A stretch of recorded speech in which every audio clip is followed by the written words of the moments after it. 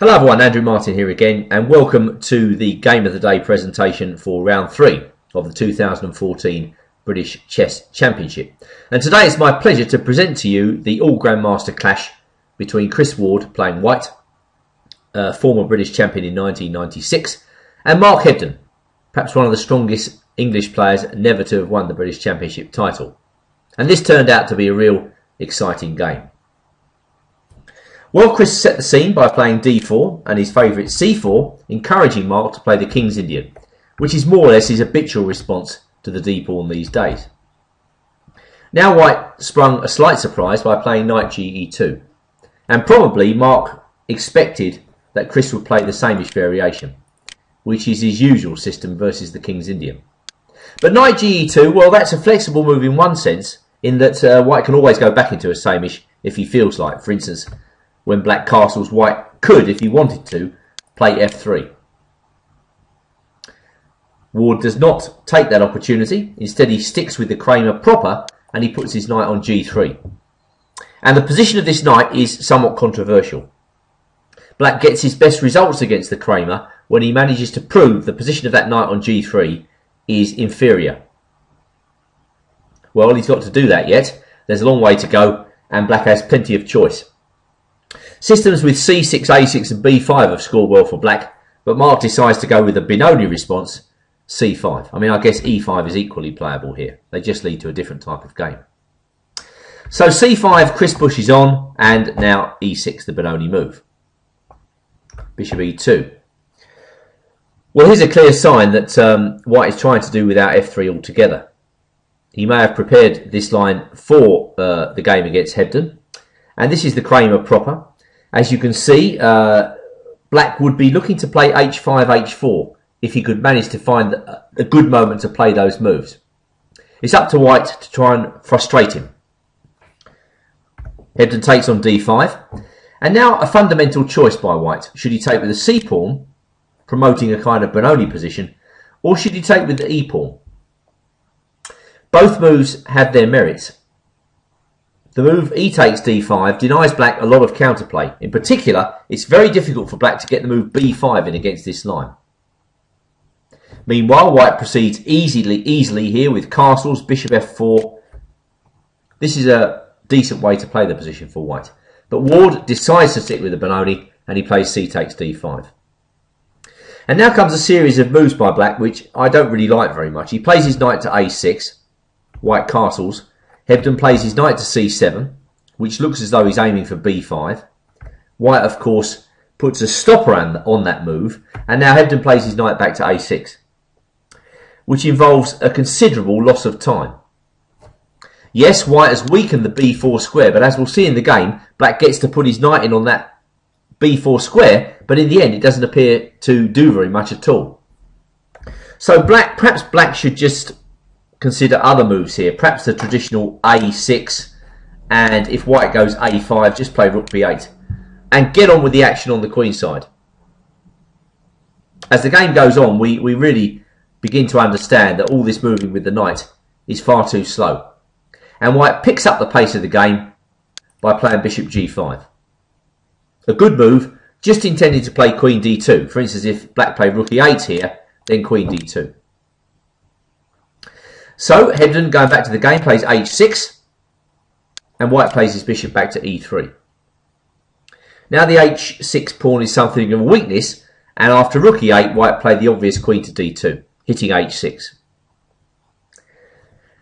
Well, Black can play king h7 in this position, but it's a rather passive way to play, and Hebden likes to keep his game as active as possible.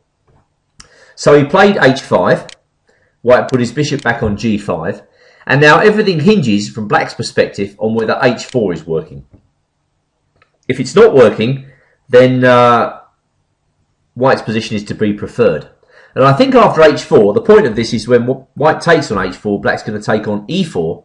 I think here the simple continuation is the best. White can take on e4, allowing Black to take the bishop, and now knight takes d6. And the point is that bishop e5 doesn't work because of g3. So with bishop e5 not working, this looks like a very good position for White. So going back to the game, and with that active opportunity having been denied, Hebden's got to stick with another move here, and he plays queen to c7. Another placement of a piece, really, which doesn't turn out too well. It's not clear what black's doing in this position, really. Perhaps he intends a move like c4 and the transfer of the knight to c5.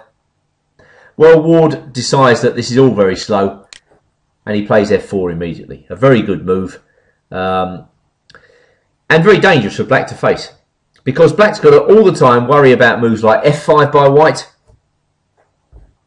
and e5 by white, equally dangerous. These pawn breaks could easily take a can opener to black's king. Hebden plays knight h7, bishop h4, retaining the bishop. After the game, Ward mentioned the move f5 here, and indeed this move looks quite strong. Black is allowed to take the dark square bishop, which you think would favour him, but there are problems with the king side. This entire structure looks very rickety, and whether black gives check or not, king h1, queen e7, now f6 is a very good move. This looks terrific for white.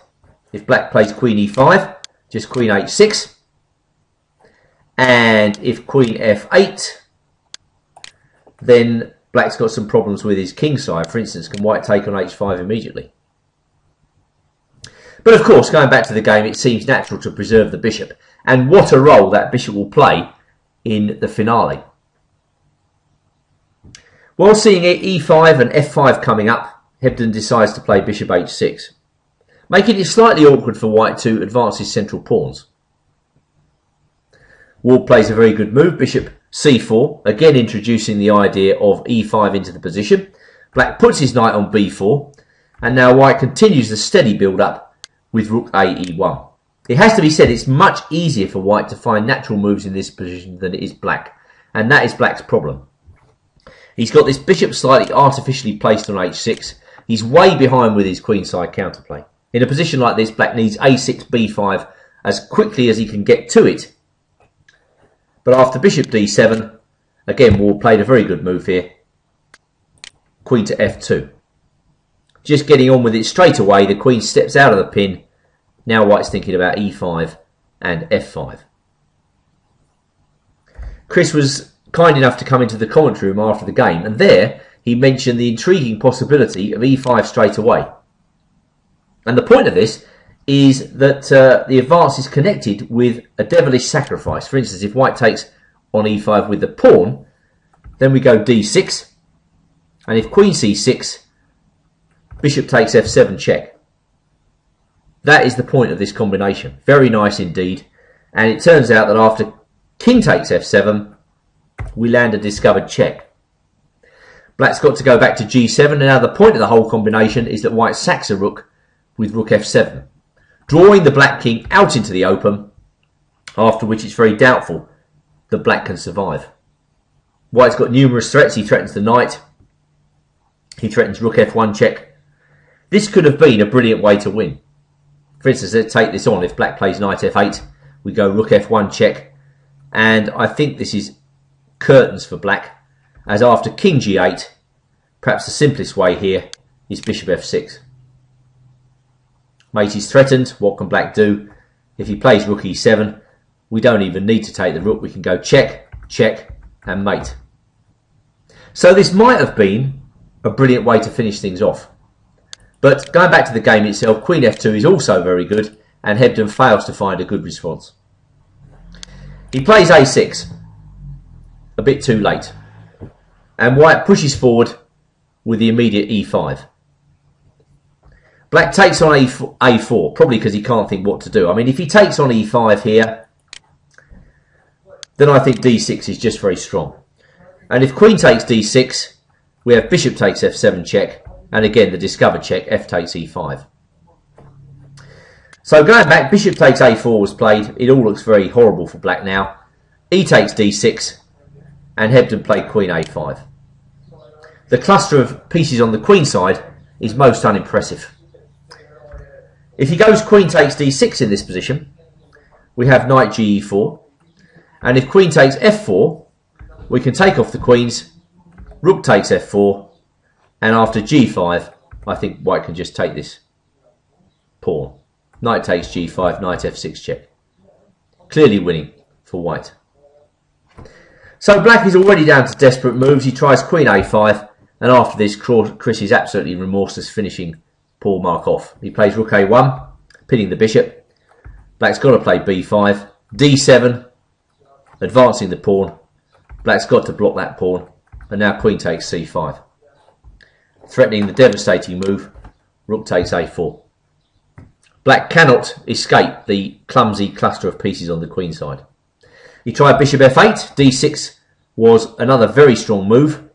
Rook takes d7, and now Chris sees his way clearly through to the finish. He takes on a4, black takes on d6, white recaptures, black takes on a4, and now white has two clear ways to the win.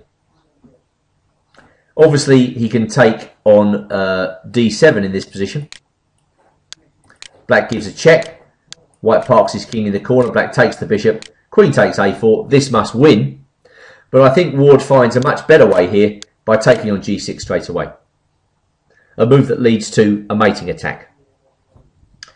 Hebden tried king h8. Well, if he goes king f8, we go check, king g8, and now knight takes h5. There's only one way to try and stop the mate here. Queen c5 check, king h1, queen d4, but then we go knight f6 check, knight takes, bishop takes, mating. Or in the game, king h8, bishop f6 check, takes, queen takes f6 check, king h7. Obviously, if king g8 here, knight f5 finishes matters immediately. King h7, knight f5, and black resigned. Not waiting to face queen c5 check, king h1, queen f8, when knight e4 introduces another piece into what is already a crushing attack. As Chris said after the game, if queen and knight is powerful, queen and two knights are doubly powerful. So a game Mark Hebden, I think, would want to forget. He never really got any counterplay going in Benoni style. It wasn't really a position that seemed to suit him, but very powerfully and very well played by Grandmaster Chris Ward.